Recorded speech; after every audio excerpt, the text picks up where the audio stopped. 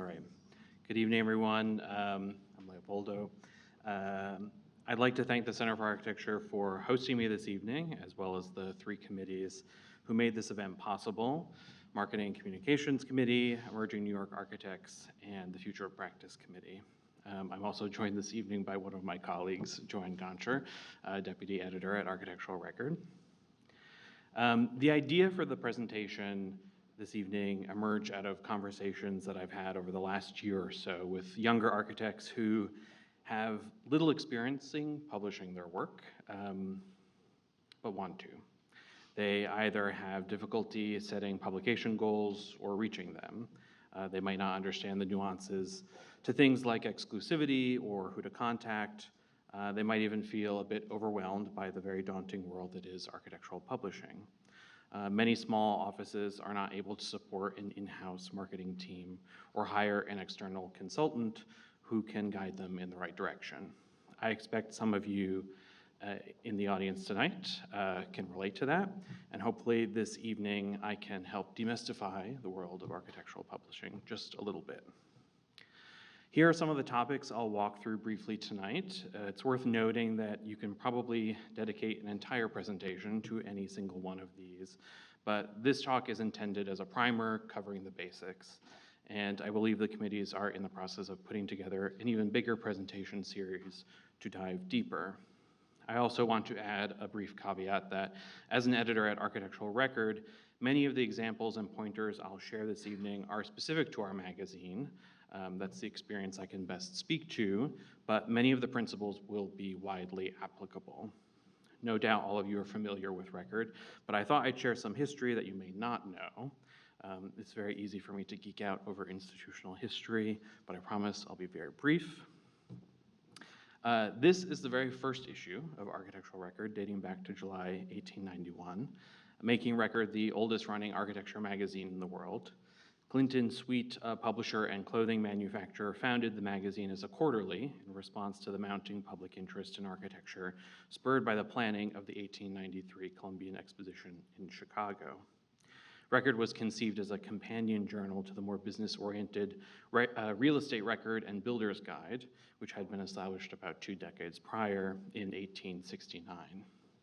The issue includes essays on general topics mixed with profiles of architects, articles on architectural history and building materials like terracotta, criticism, analyses of individual buildings and architectural styles, and my favorite tidbit, poetry. There's a poem titled The Pipes of Pan, which is about plumbing. Record has come quite a ways since.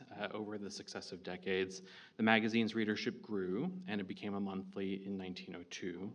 And we remain one of the few true architecture monthlies still publishing 12 issues a year. Many other outlets have downsized from 12 to 10 or 6 or 4 issues annually. And as you can see as we go through the decades, the look has also changed quite a bit. By the 1910s, Record had become the largest of the American architectural magazines. Many of its writers and editors-in-chief were trained architects, including Mildred Schmertz, who became the first woman editor-in-chief of a professional architecture publication when she arose to that role in 1985. And Bob Ivey, who was editor-in-chief in the early 2000s, went on to become Chief Executive Officer of the AIA. And our current editor-in-chief, Josephine Minotillo, also trained as an architect. And here we are today with some of our recent issues. So this brings me to the first topic, building your publication goals and developing a media strategy around them. Our magazine has a rich history of being steeped in the practice of architecture, largely eschewing theory, which has positioned it as the magazine of record, that's where the name comes from, for professionals. This means that many of our readers are your peers and other practicing architects, and being published in Record will help build professional creds, one of the many reasons to publish work in the first place. Different magazines and their respective audiences can be a means to achieve very different goals, depending on what you're after. For example, Dwell or Architectural Digest cater to a broader general audience, readers who aren't necessarily trained as architects but might be interested in design. And because of those audiences, publishing work in them might help put your work in front of potential new clients. Now, this is a bit of an overgeneralization. I know of architects who have garnered new commissions from being published in Record, and I know trained architects who regularly read magazines like AD and Dwell, but it is something to consider when you're thinking about who you want to publish with. And one of the very first steps in developing a media strategy is determining which magazine you would like to approach first. And yes, you should only reach out to one first, and I'll elaborate on that a little bit later when I discuss exclusivity. So, who are you interested in reaching? Is it your peers and colleagues? Is it potential clients or new collaborators? Does your newest project represent a new direction for your firm that merits a specialized audience? Are you interested in publishing in a magazine that focuses on architecture? Or are you looking for a magazine that also publishes art, culture, and design writ large? One of the best pieces of advice I can give requires a bit of legwork. You really need to read and look through magazines that interest you. How many pages is a typical project feature? How many images do they run per project? Do they include drawings? What's the tenor and focus of the article? I would recommend reading, or at least perusing, a year's worth of issues to really understand a magazine, since many have special editions and themed sections that occur on a semi-annual or annual basis. For example, although in-depth project features comprise the bulk of Record's printed matter, we also run interviews, a continuing education article if you need credits to stay current with licensure, book and exhibition reviews, monthly landscape stories, building technology case studies, products, and a house in every issue. Keep in mind that depending on which magazine you decide to approach, there are always trade-offs. I often hear from architects who, wanting to attract potential clients, pursue publication of a house in a magazine catering to a broader audience. But then the published article is about the client's lifestyle, or the house's interior furnishings, or the trends that are being reaffirmed or broken, and not about the design decisions made by the architects. Depending on where you publish, keep in mind that your work might take a backseat to a different kind of story. This is something that you really need to weigh and consider when you are thinking about where you want to publish your work. But this is where a magazine like Record is going to offer unmatched coverage of architectural design and your decisions as architects. After you've identified the magazine you'd like to approach first, the question becomes when to send your pitch. This takes time and a lot of patience. I know a lot of architects become very frustrated by this process, which can take sometimes several weeks or several months to conclude, but let me walk you through a very typical production cycle. At the end of next week, on the 1st, we will announce our March print issue on tall buildings. For that issue to start arriving in subscribers' mailboxes at the start of the month, we sent files to the printer last week on February 15th. Articles from our guest contributors were due to us on February 1st, giving us about a week to edit, ask questions, mock up layouts with our art director, which are then copy edited and proofed. This means we assign the stories around January 1st, giving our contributors and ourselves enough time to interview the designers, travel to the projects, and yes, 9 times out of 10, we visit the big project features published in the magazine, write, and fact check. So we needed to see enough of a project by mid-December to evaluate it, determine an angle, and commit to publishing the project, and you see where I'm going with this. This means that architects or PR firms needed to send us pitches in November or early December. This is an idealized scenario. Sometimes projects are submitted earlier, sometimes projects trickle in late, but this should demonstrate how important it is to be strategic about timing and a little patient too, especially when you're working with institutional clients or developers who might be eager to get word out about a newly opened museum or trying to sell units. It's important that everyone is on the same page about timing. For us at Record, receiving a project pitch 3 or 4 months in advance seems a good sweet spot, but different magazines also operate on different timelines. Right now, we are starting to plan our May and June issues. However, I met the editor-in-chief of Detail magazine a few days ago, and they're currently working on their October and November issues. I also want to point out, we don't decide the full scope of an issue in a single meeting. They shape up over the course of a few weeks, and we try to pack each edition with projects that address a broad range of issues in different places with different angles. So you might be asking yourself then, well, how do I know when to submit a project? Magazines will plan issues or special themes very far in advance. Our 2024 editorial calendar keeps us organized, and ours is available online. If you go to the very bottom of our webpage, in the footer, you can find and you can download the entire PDF. Though you might need to request it from other magazines. But let's walk through our editorial calendar as an example. You'll see that each of the issues is themed to address a particular building type: tall buildings, multifamily housing, civic buildings, etc. These themes merely serve as a way to begin organizing the issue. Not everything in it is tied to that theme. So for example, we might run other types of projects to help round out an issue, or we might include a particularly high-profile project if timely. Think at the scale of like the Gilder Center or the Perlman Performing Arts Center. So don't feel discouraged if you just wrapped up this incredible multifamily housing project and we just happened to publish that issue. You should still reach out and submit it, because you never know when a project will fit our editorial needs. You also see on the editorial calendar that we have special sections on topics like lighting, kitchen and bath, etc. And the calendar also shows certain trade shows that we plan to cover. So if you're exhibiting or you collaborate with manufacturers or designers who might have a presence at these events, this can be a very helpful tool. In every issue of Record, there is a mix of projects that are pitched to us and projects that we as editors have scouted. But be mindful that from time to time, there are also competitions or various calls for entry, which you should keep an eye out for. For example, our Record Houses issue and our Design Vanguard Award program involve an application process and a jury, and there are set timelines of when you can and can't apply.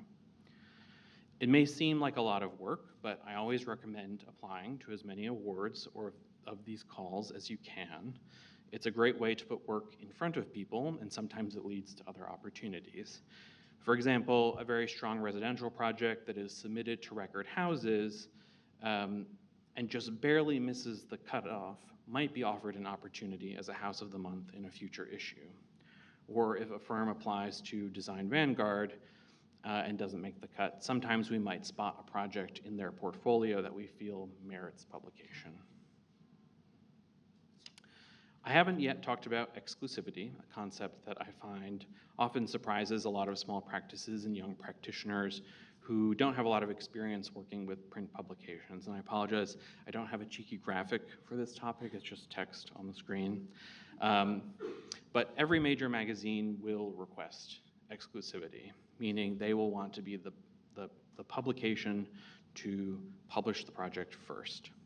This is why determining which magazine you'd like to approach first is so important. For example, Record generally does not publish a project that has appeared in another major architectural or design publication in print or online. And the same is true of other magazines as well. This is what helps make Record special. Every subscriber knows that when they get the newest issue and open it up, they're reading about projects for the first time. They're not seeing something that they saw a month ago, 2 months ago. There are exceptions to this rule, but they are exceedingly rare, perhaps a small handful each year, and they tend to be extremely high-profile projects. Again, think of the scale of the Gilder Center and the Perlman Performing Arts Center. So remember, the readers are the magazine's clients, and in this world of very fast-paced digital media, exclusivity is a way for print magazines to maintain high-quality coverage. As I mentioned earlier, whenever possible, we visit projects in person. We interview the architects, we include photographs, we include drawings.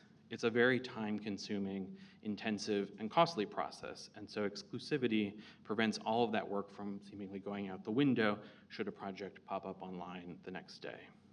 So when you're approaching magazines, be prepared to offer exclusivity.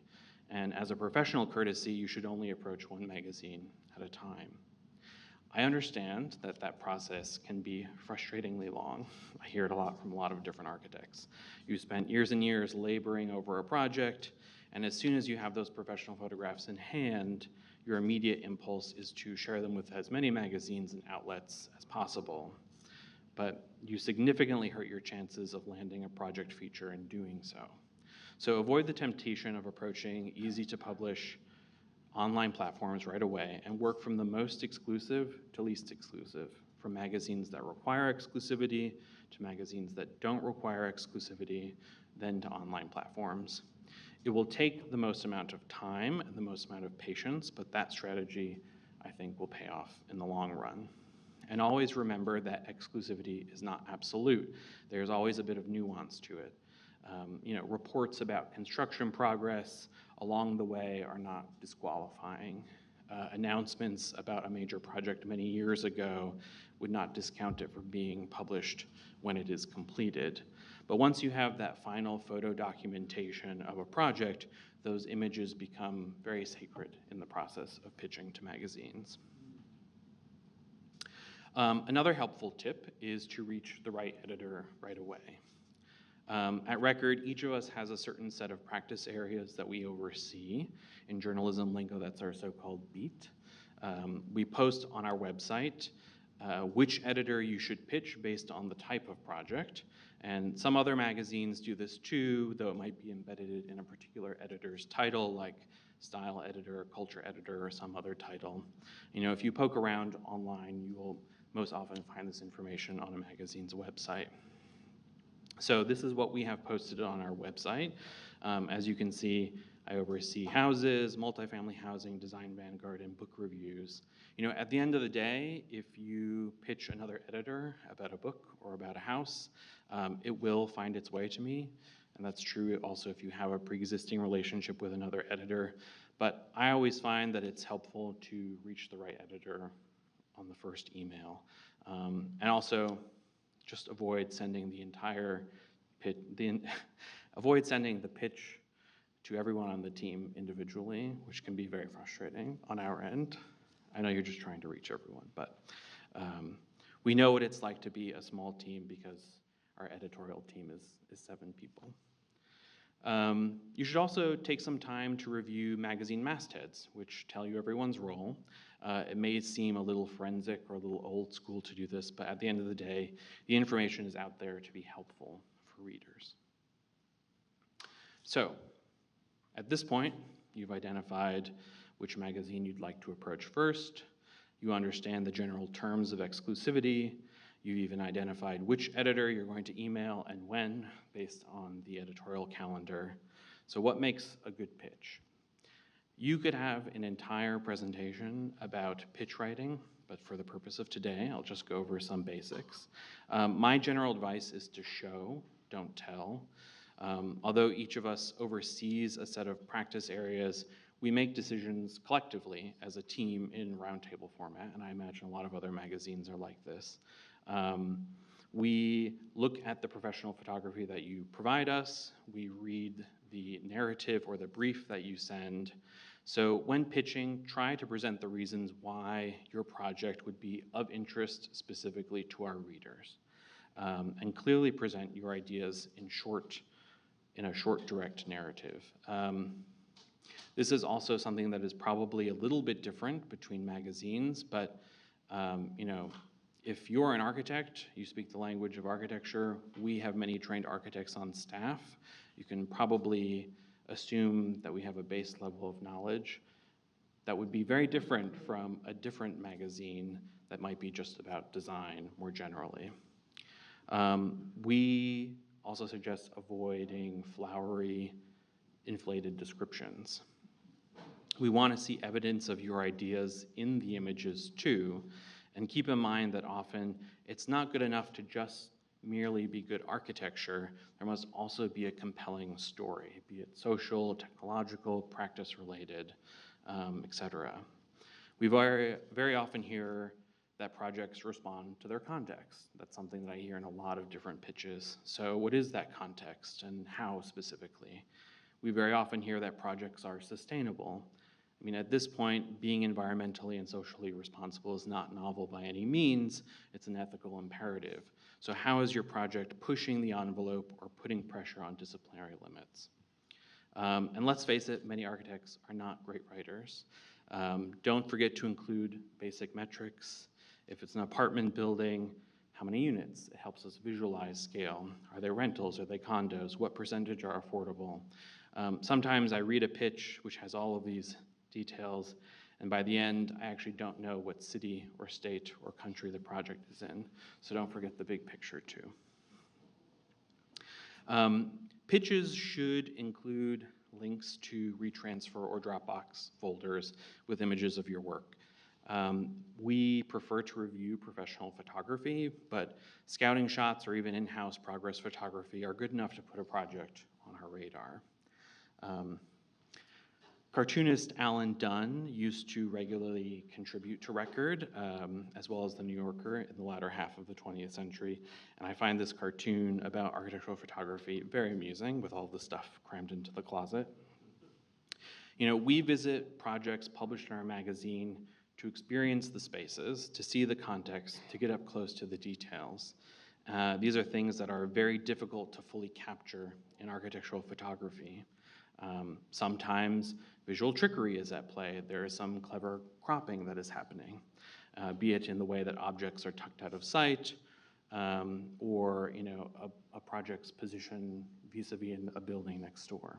So walkthroughs also allow us to remain objective as we are writing stories. And again, I think you could have an entire presentation about different styles and approaches to architectural photography.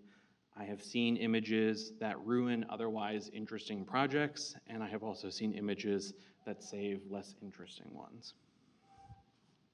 But there are some general pointers I can provide. In general, we prefer images with people and furniture over empty ones. The era of capturing raw architectural space is over. Architecture is the stage set to everyday life, and without that life, images look, well, lifeless. And I realize this might be an unpopular view with a lot of architects who might want to see such images in their portfolios, but in those cases, you should consider multiple photo shoots to capture the project at different stages. This happens quite a bit in residential architecture, where designers might disagree with a client's choice of furniture, or in museums where exhibition design can cover up the architecture. So thoroughly documenting your project is an important part of the process. I also like to suggest avoid roving objects, especially very identifiable furniture and objects like this chair. So when you view them as single images, it may not immediately seem like an issue, but when photographs are placed next to each other on a page, something like a chair moving about becomes very noticeable. And for us, when we're trying to mock up dynamic layouts, this kind of redundancy can prove very challenging to work with. So that's something also to consider. And when you're putting together a package of images, avoid over-curating the assortment that you are providing. You may think that you're being helpful, but I think editors prefer having an overabundance of images, even shots of the same spaces in portrait and landscape orientations. It just gives us a lot of flexibility when we're trying to get everything to fit in the layout. And if you provide too few images, you end up doing yourself a disservice. In order to avoid a layout that looks overly repetitive, editors might be inclined to cut down on the number of pages on a feature. So that's something to consider as well. Every contract between an architect and their photographer is different, but it's also helpful to establish in advance if a magazine will pay to license images. Record does cover photography fees, but not all magazines do. So that's one thing to keep in mind as well when you are talking to different outlets. And lastly, make sure you and your photographer are on the same page about publication goals. Many photographers have relationships with magazines.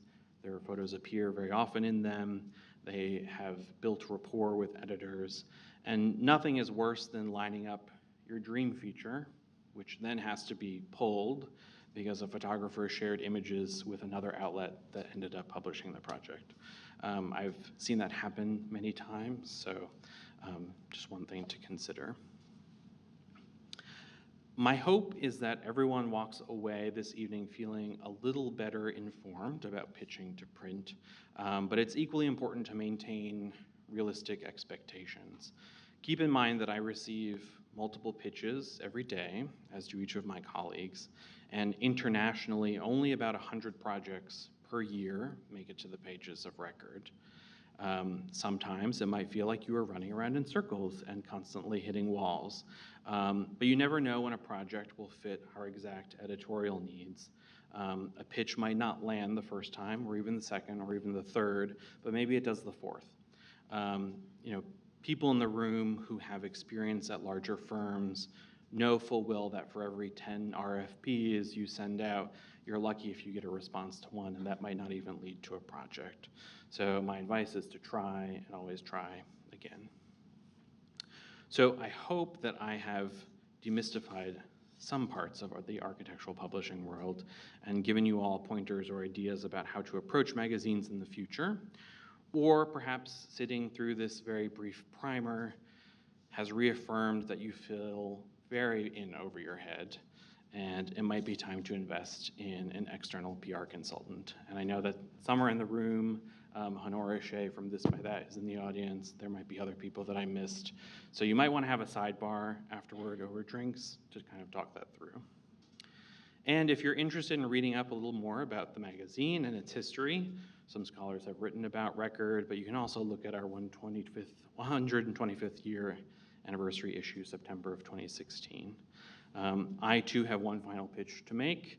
You know, annual print subscriptions to Architectural Record are only $45. I brought a few recent issues if you'd like to browse after the talk.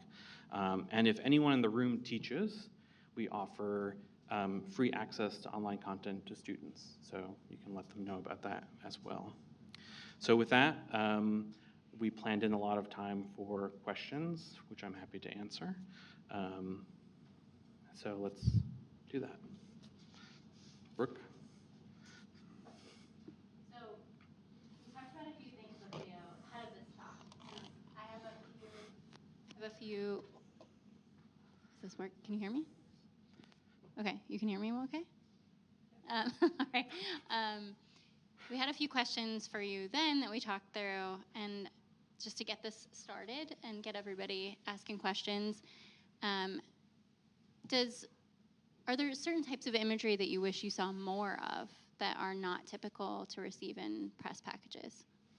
I think on the point of people and furniture and furnishings and objects, there is still, you know, I think I wouldn't say the vast majority, but a majority of pitches that we receive have photographs without people in them. And I think that there is a belief among architects that those make for stronger images. But as I said, I think for us, including people in images is helpful for readers. They understand scale, they can see how big a space is, they can see what's occupiable in the distance and what isn't. And especially when it comes to residential features, like houses, you know, seeing a house without furniture is very strange. It looks totally unlived in, and that's not really what we're after. And drawings, good? We actually, online, we have a set. We have an illustrator who touches all the drawings that are published in the magazine, so he helps make them consistent across the board. Online, we do have a list of guidelines of things that we like to see, things that we don't like to see. And I think, you know, even if you flip through a couple issues of Record, you'll see that we poche the walls. Things change based on the scale of projects, so we like to include furnishings in residential projects or smaller scale work where it helps visualize spaces. But for larger projects that are printed at smaller scales, you can leave those sorts of things out. But we have guidelines online for that as well. I'll ask one more, and then I'll turn it over. Yeah, other people have to start asking questions. Yeah, totally. What role can social media play in getting your projects published? So this is a good one. As I mentioned, there is a mix of projects in each issue that are pitched to us, and there are also projects that we, as editors, have scouted. And I would say one of the ways that I keep in touch with architects in a lot of different ways, be it going to events here in the city, keeping up over email, but I also use social media as a way to see what's in the works. A lot of architects will post progress photos of things that they have been working on, and it's really useful for me if something looks interesting to reach out maybe before it's been professionally photographed to say, hey, this is a really interesting project, can you tell me a little bit more about it? So I think social media for me as an editor is important. I think it's probably different for different for different magazines, different for different editors, but I definitely use it as a tool to scout.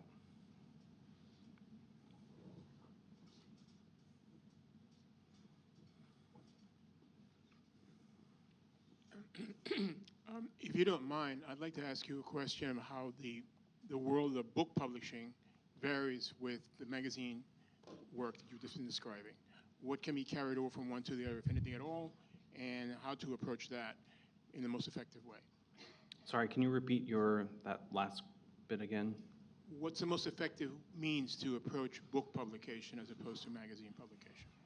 How much can one carry from your presentation over into that other world? Yeah. That's a way of describing it. There is a soft spot in my heart for books because that's where I got started before I worked for a magazine. The answer to your question varies depending on whether or not you're working with a publisher or if you're self-publishing.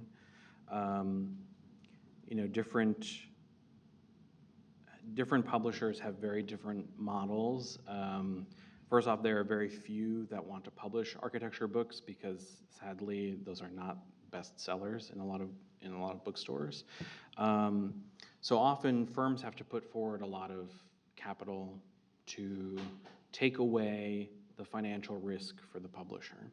So book projects can become very expensive endeavors. However, depending on your fees, how much work you're doing,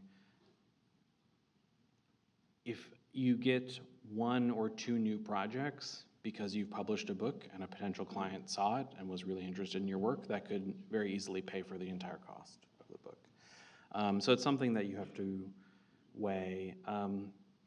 You also, depending on the publisher, or if you're self-publishing, the way that the book is laid out will have, which graphic design you're working with, or the publisher hires to work with you would also change. Who's going to write the text? Some of these things are done in-house in larger firms.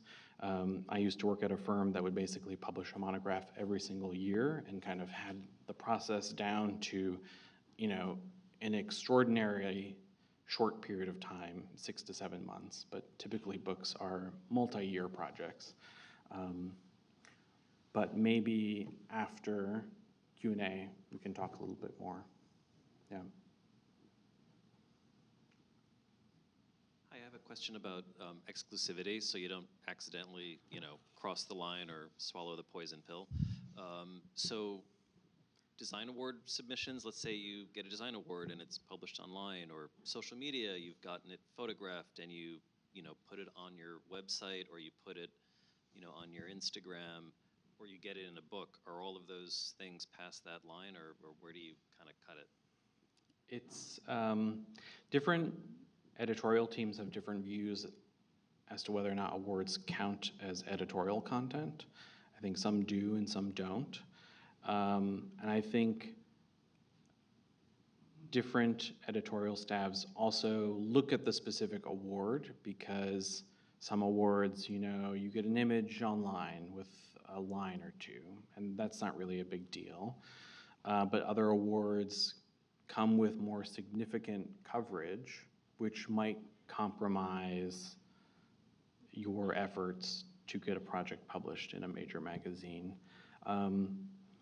There is so much nuance to exclusivity, and a lot of it has to do with how strong the editors think that the project is and how much they want it. But I think to best position yourself, it's really important to guard those images from the onset. I don't know what each award varies, but I think for a lot of award submissions, there's like a 2-year lifespan of when you can submit a project after it's been finished. So it might be, if publishing the project in a magazine is more important to you or in your firm, maybe that's something that you prioritize, and after you've carried out your press and media campaign, maybe next year is the year that you submit to awards.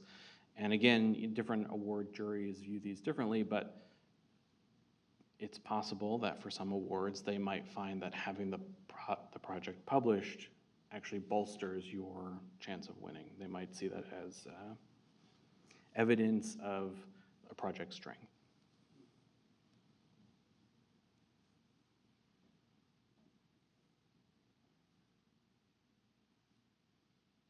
Good evening. Hi. Architectural style. There's many magazines out with different styles or different type, like preservation, women in architecture, progressive architecture. Which do you turn to when you are considering entering a magazine? What protocol do you go through besides fishing around through reading magazines? If I were in the shoes of an architect or me as an editor? I think for us at Record, each issue has a pretty broad variety of projects that address different issues, and I don't think that we hold the view that every single project needs to save the world. Certain projects say different things, accomplish different things. Certainly if we position a project to say a facade case study, that is the kind of emphasis. In terms of style, if you look across the span of a year, I think that you will find a pretty broad variety of projects. The more traditional leaning projects probably most often pop up around issues of adaptive reuse and renovation and restoration. But you'll see them peppered throughout, different issues throughout the year. I'm just curious if you practice in a particular style or mode, and that's what prompted your question. Preservation, the issue Yeah. of preservation. Now, the concern is it is growing. Yeah. And there's a lot of mistakes being made. And so it's an issue. Absolutely. I think certainly a lot of people have approached preservation from the standpoint of style, when there's also this whole question of embodied carbon embedded in existing buildings that is perhaps not often talked about enough. I think for us, we've had an annual issue on adaptive reuse, renovation, and restoration for a very long time. However, we are seeing many more of those projects, and we slate them throughout the year in other issues as they kind of come in. And Joanne, I don't know if you want to add anything to that. Yeah. Well, actually, Joanne is organizing a sustainability summit. I don't know if you want to come up and mention that at all. Oh, because we're having a sustainability summit. Yeah. In middle of April, if you'd like to come, it goes on our website. Yeah. I'm sure. Sorry to put you on the spot. That's all right. But yes, we cover all those. I mean, there are many ways it could be an architectural record, not just as a project story. So if you're, doing a passive house project, it might appear in a story with multiple projects about passive. So there's a, not that you have to. You might just that there are more opportunities than just project stories. Yeah, absolutely. I think as I mentioned at one point, we have a continuing education article in every issue. So the way that works is you read the article, you go online, you answer a couple of questions in quiz format, and that will give you an allotment toward your licensure. And many times the continuing education articles deal with issues of sustainability writ large, be it passive house, things like that. We recently had one about office to housing renovations, which is a huge topic here in the city. Yes. Thanks for the talk tonight. It's great.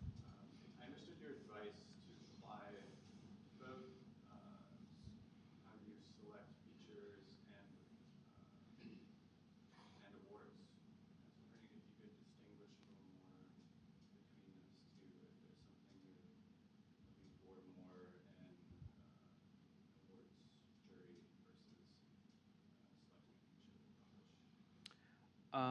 The awards programs are a little different. Record houses, you're submitting a single house for the issue. Design Vanguard is an award that we give to 10 young practitioners every year who might be solo practitioners or might have their own firms. Typically, they're 10 years old or less. That is one of the few instances where exclusivity doesn't really apply because the award is looking at the firm as a whole. They might have had projects over the last 10 years that have been published. That requires submission of a portfolio and CVs, and we review those. So each call is a little bit different depending on what we're asking for and what we're reviewing. I don't know if that answers your question. Yeah. We just actually closed the call for Design Vanguard. So over the next couple of weeks, the editorial jury will be meeting and selecting the 10 winners, which will be featured in the June issue. However, the call for record houses is actually open at the moment and closes May 1st. Just putting that out there. Yeah. Hi. Thank you for this very clear and insightful presentation. I'm curious, if an editor is receiving multiple submissions a day, I'm curious how much it tips the scales in terms of getting their attention if you hire a PR consultant as opposed to basically cold calling. I think, certainly we have relationships with PR consultants because they email us more frequently, but I wouldn't say that puts you at a disadvantage if you are emailing us directly as the principal of your firm. There might be, we certainly receive pitches that might be less organized in kind of a way that a PR consultant might organize it, but we review them all the same. So I don't want you to feel, like you're at a disadvantage being a practitioner. But I think, PR consultants bring with them, rather than you doing the legwork of knowing who's the editor at this magazine that I need to find out to submit this project, when you work with a PR consultant, they offer a lot of different services, a lot of different scales of service. Some are more hands-on, some are less hands-on, but they also come with a network of knowing editors and working with them quite regularly. So it kind of depends on, you have to weigh the decision one way or another of how much work you want to do on your own, or if you want to work with someone else who can guide you along. Yep. I think Ben in the back has a question. Oh. Thank you for your Hi. talk. I have two questions. One is, you mentioned magazines that may want to put the client, the furnishings in the foreground. What if you have the client's consent to publish the work, but they want to remain anonymous? Do you find that that's an advantage, a disadvantage? It does put the architecture in the foreground, but it limits your ability to kind of talk about the process with the client and how things came to be. And the other question is, you mentioned about the exclusivity and approaching one magazine first or one publication first. Do you find that certain requests kind of languish and you don't hear back whether it's going to get included or not? And should you take into account, that time to wait until you hear back, or just assume that if you haven't heard back within a certain time period, then you move on to the next? I want to answer your second question first. Don't assume that editors have moved on from your pitch if you haven't heard back. I'd say sometimes it's frustrating when I get a pitch and then 2 days later I get a follow-up asking, have you made a decision yet? Because the timeline is a bit slower than that. You know, we only meet a couple of times a month to review new projects and pitches. And again, we're constantly thinking many months out. And there have been times where I get back to architects or I get back to PR consultants and I say, hey, we just need, you know, a few more weeks before we're there at a point to make decisions. And we meet, we roundtable, and we're interested in the project. And then by the time I go back to the architect or whomever, and they say, well, we didn't hear from you, so we moved on. So I would say wait until you get a response. I don't mind being bugged or nudged. I get many emails, and it is entirely appropriate for you to nudge me for an answer. But I just ask for your patience because the decisions do sometimes take weeks or months to kind of materialize. To your first question about residential clients and anonymity, different magazines and different publications have different policies about this. So my understanding is that New York Times, T Magazine, if they publish a house, they have to be able to name who the client is. That's just their editorial policy. For us at Record, you know, the architecture and the architects are the subjects of our magazine, so if a client wants to remain anonymous, that's fine. We often, you know, you can't completely divorce a house from the people who live there. It is so intimately intertwined. So we do like to include some details. Is it a single person? Is it a couple? Is it a small family? What do they do? What are their, you know, what are the things that they do in life that shaped the architecture? That's certainly important, but we don't need to know it's, you know, so-and-so, you know, Jane Doe or whomever. So for us, you know, having written articles about houses, certainly it's easier when I can just name the clients and instead of referring to them in very vague and ambiguous ways, but it's not an issue for us. Very long answer. Sorry. Yeah. Yes. You showed some great images of furniture within spaces. And, you know, a lot of times you might have a great piece of architecture, but the furniture may not be that great. So how important is staging and things like that in terms of what is presented to you at the beginning?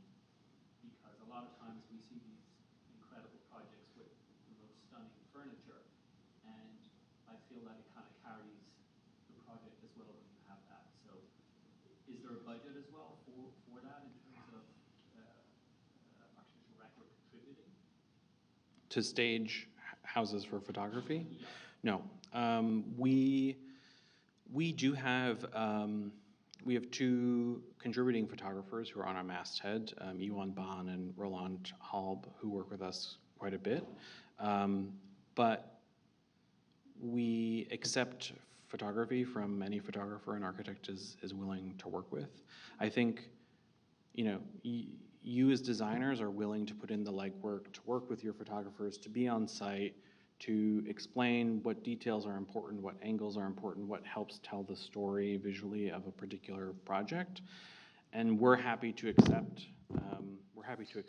all of that legwork that you're putting in. Where we, as journalists and as editors, become objective is when we go there in person.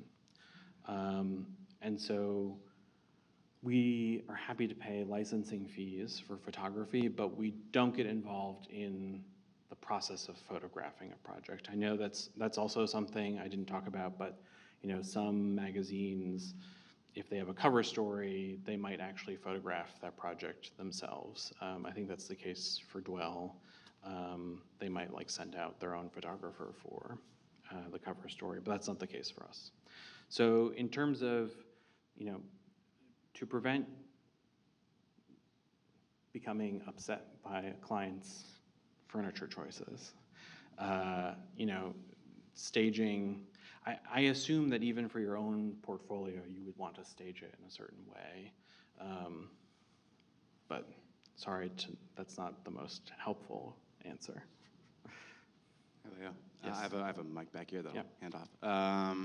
So I work for an exhibition and experience designer.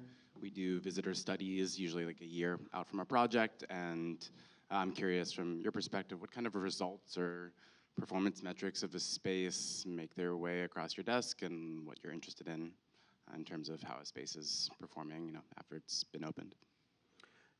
Do you mean in terms of like post-occupancy research and statistics about spaces? To be honest, I'm asking it broadly because the type of metrics we look at are so wide, from sales performance to how long somebody's looking at an exhibit to how it changes their attitudes. I'm curious, like, what interesting stuff even makes it across your desk, and what you look for, because it's a really wide range. Yeah, I mean, if it's part of a story that we decide to pursue, I don't see why it wouldn't be important.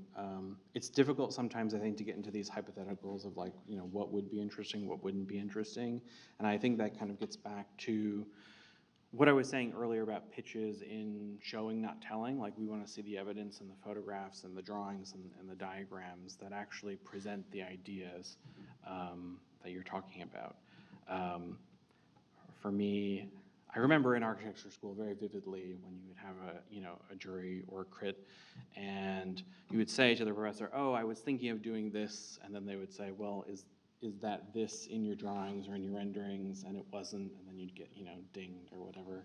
It's kind of similar. Like, we don't want to just take your word for it. Right? Our job is to be objective and to look into things and to be critical. And so if you can demonstrate things in photographs and in drawings and in diagrams and in performance metrics and models and things like that, that's all very good. Yes? This is experience our firm had about 10 years ago. We did win some design award here. It was presented. Barry Bergdorf tipped off a reporter for the New York Times.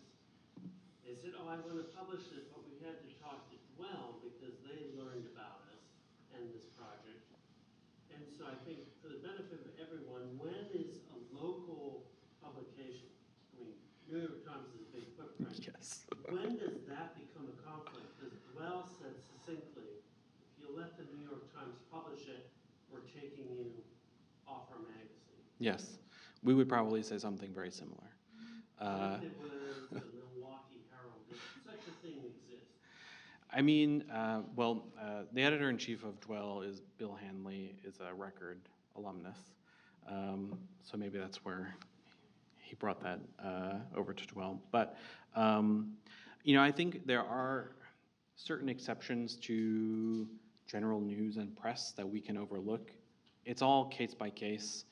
If the New York Times is running a real estate story about a project, that probably wouldn't concern us. But if Michael Kimmelman is writing a story about a project, as an architecture critic, the same is true of the Boston Globe or the Dallas Morning News, both of whom have architecture critics. I think sometimes we want to just look at the coverage and make a case-by-case determination from there. We do, from time to time, again, just reaffirming that the exceptions to exclusivity are exceedingly rare. We do sometimes make exceptions for non-English language magazines and publications. So if a project is published in a Norwegian architecture magazine with a very small audience, that probably wouldn't concern us.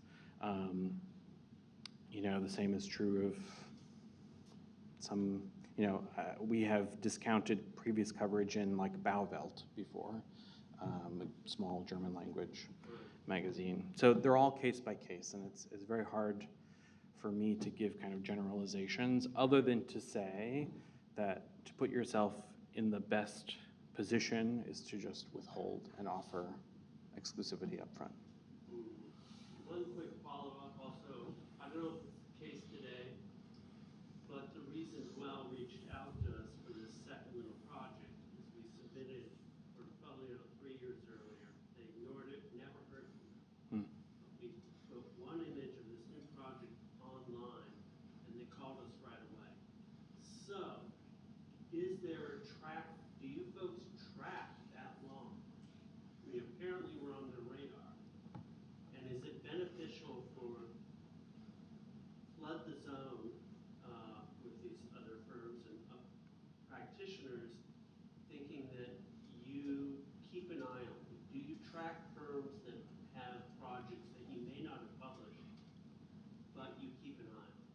Yeah, I mean, I have a certain set of firms who I think do very interesting work, who I look at their Instagram page very often.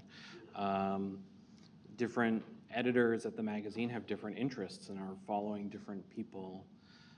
I would say we don't really publish projects that are older than maybe a year and a half, 2 years old, so that wouldn't really happen with us. But we do hold on to things. For example, we had a multifamily housing issue last October.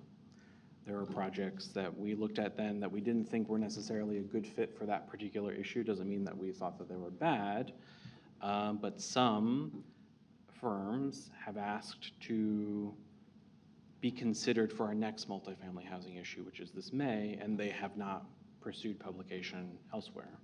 So we will review those projects again, and if it seems like a good fit, then it's possible we might slate one of those projects.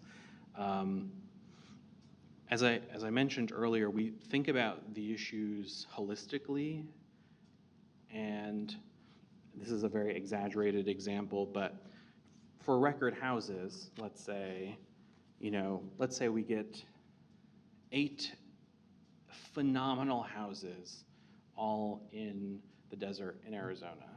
We would never put together an issue of just 8 desert houses in Arizona.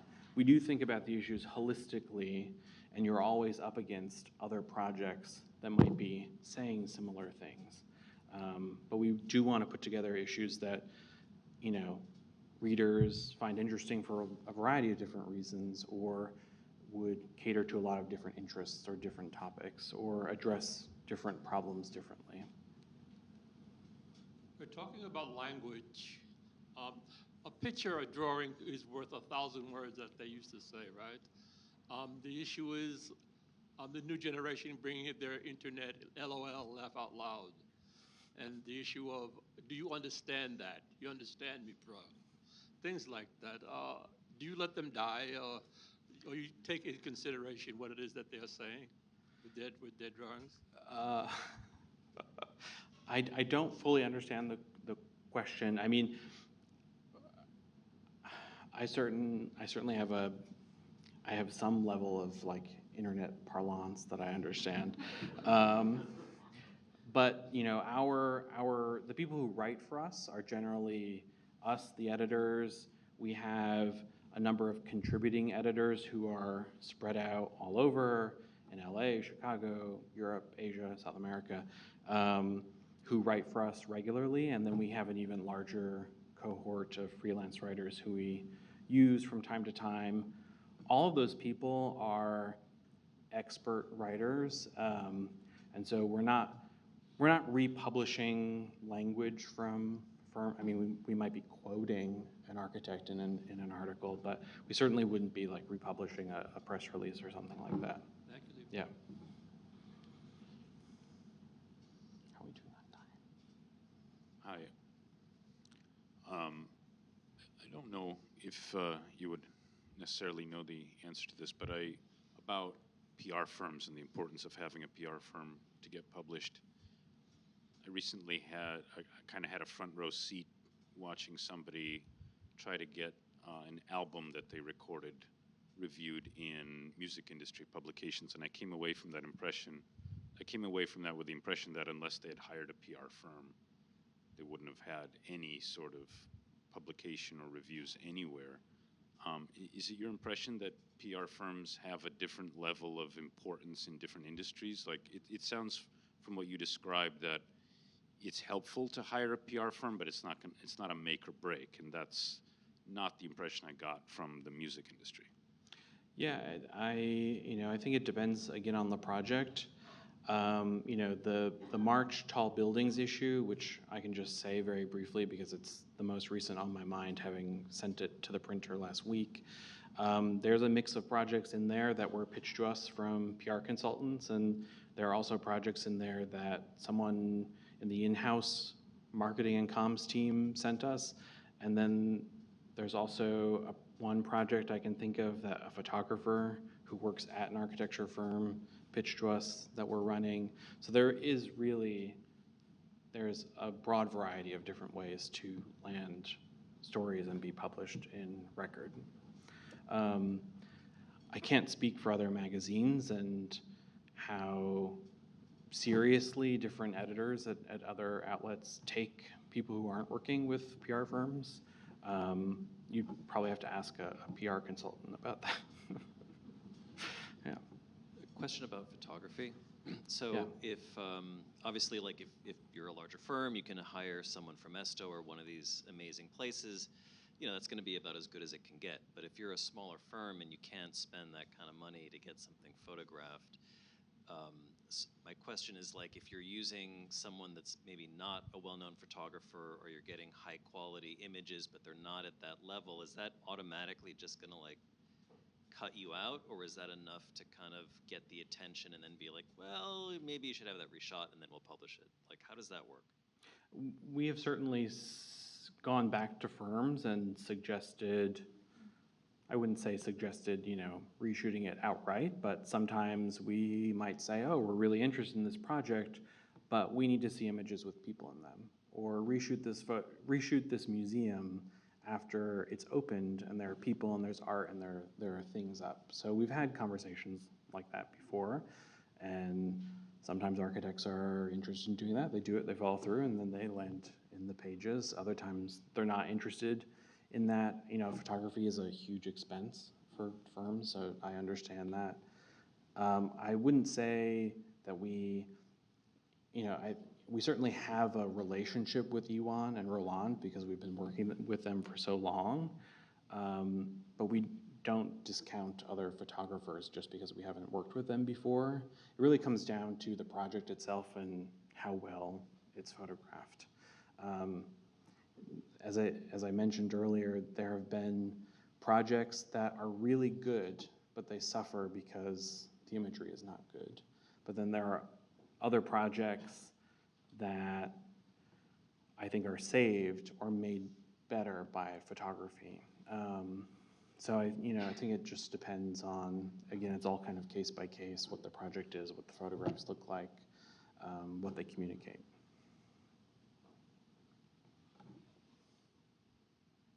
Okay, I'm told we have time for one more question.